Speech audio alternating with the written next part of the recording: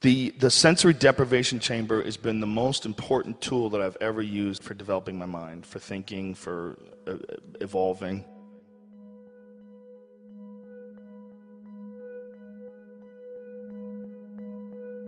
The tank is filled with water. The water is heated to the same temperature as your body, and there's 800 pounds of salt in the water. So you just float there and relax, and because the water is the temperature of your body, you don't really feel it after a while. It's like layers of an onion. And when you first start doing the isolation tank, you can only get a couple layers of the onion in, a couple skins loose. You can't really go to the core. It's too hard. It's too hard to completely let go who you are. But as you get better at it, and as you get more and more comfortable with the experience, you get better at actually letting go, really letting go from letting go from the feeling of letting go from that point. Okay, I've let go. No, you haven't. Let go more. And then you become gone. You disappear. And while you're disappearing, this is what happens. You start thinking, I can't believe I'm disappearing. Fuck, then you're back again. You got to start from square one. You got to let go, and you got to let go, and you got to let go, and you got to get to the point where you literally completely relax. And your body, it gives you amazing energy. Your body, the tension release that you have in your body from a couple hours in the tank is incredible. You feel lighter, you feel like more oxygen is in your body, you feel like more vibrant, and it's just because you've somehow or another calmed the tension. It's fucking incredible, man. The first 20 minutes or so, for me at least, it's like sort of a seminar on my life. It shows me all the different issues in my life that I don't like and that I need to fix, and things that are bothering me, and things about my own behavior that could have been better, and things where I'm disappointed in myself. And then it'll show me some things where I'm on the right track. This is good. Continue here. Continue doing this. Continue thinking like this. Continue exploring these ideas.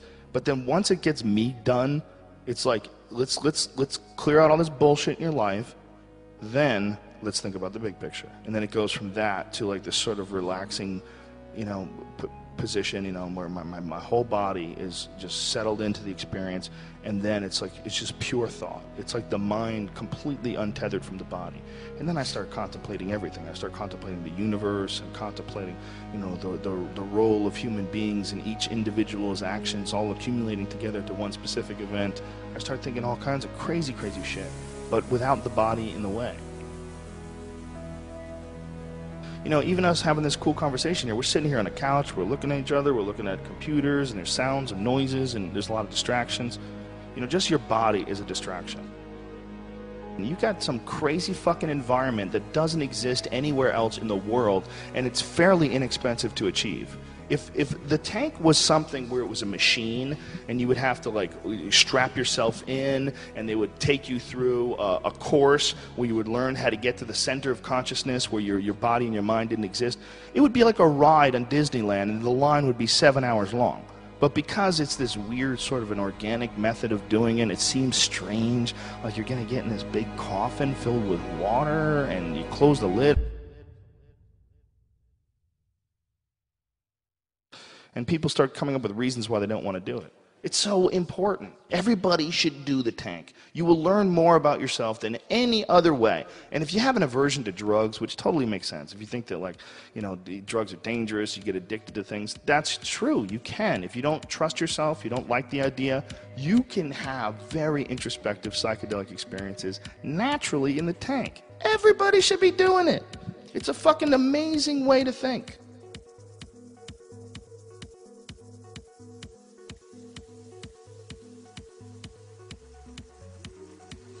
I have a concept or something that I'm working on.